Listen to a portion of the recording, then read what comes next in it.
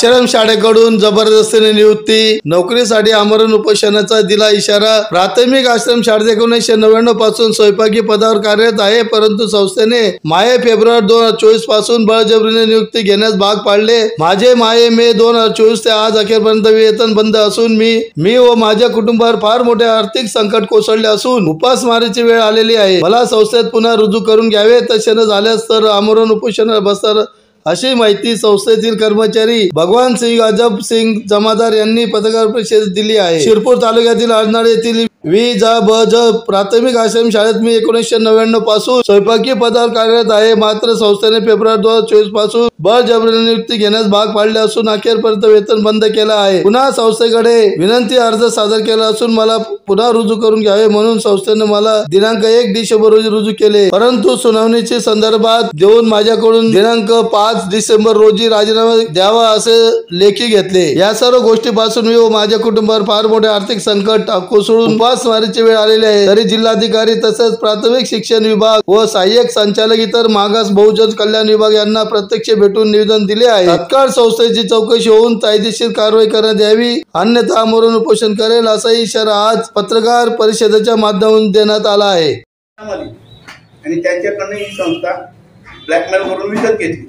याच्या सर्व कर्मचाऱ्यांनाही ब्लॅकमेल केलेले आणि मला तर बळजबरी नाही, म्हणजे मलाच नव्हे तर जे कर्मचारी भरती केलेली मागच्या संस्था चालकांनी त्या कर्मचाऱ्यांनाही काढून टाकलं। त्या कर्मचाऱ्यांची परिस्थिती आज इतकी खराब आहे, कारण त्यांनी डोनेशन पण दिलेले आणि त्यांना काढून बी टाकलं। तर दोघं कर्मचाऱ्यांचे जे आय आहेत त्या अक्षरशः मरण्याच्या उंबरठ्यावर आहेत, कारण मुलांना पैसेही भरले, त्यांच्याकडनं 4-4 वर्ष कामं करून घेतली यांनी आणि त्यांना दादागिरीमध्ये काढून टाकलं।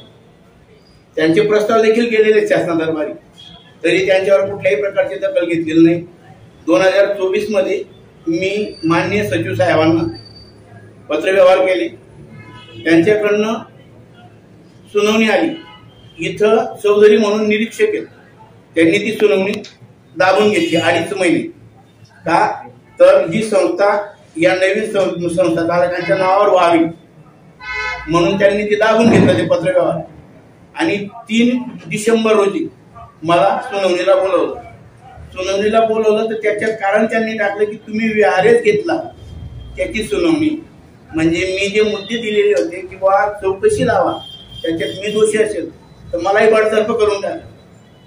माझी कुठली हरकत नाही आणि याच्यात माझा एकही शब्द चुकीचा निघाला तरी माझ्या सर्व बंधूंना विनंती तर माझ्यावर रीतसर कारवाई व्हावी।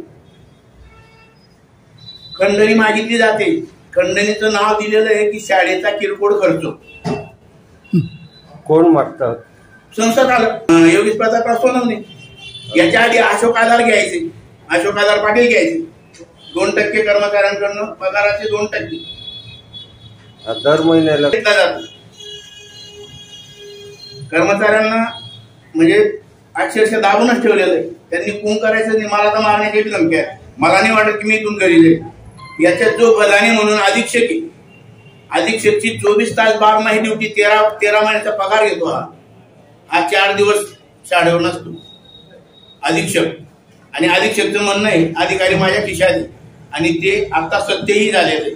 आता मी निवेदन दिलं 6व्या मिनिटाला बलानी अधीक्षकच्या व्हॉट्सअपचं निवेदन गेलं, 7व्या मिनिटाला त्यांनी यांना फोन लावला चेअरमनांना आणि चेअरमनांनी मला धमकी दिली, तुमचा मुलगा काय गेला ऑफिसमध्ये, मुख्याध्यापकांच्या सोबत गेला का म्हणे। आता मुख्याध्यापक कुठं होते ते मला आता काही माहित नव्हतं।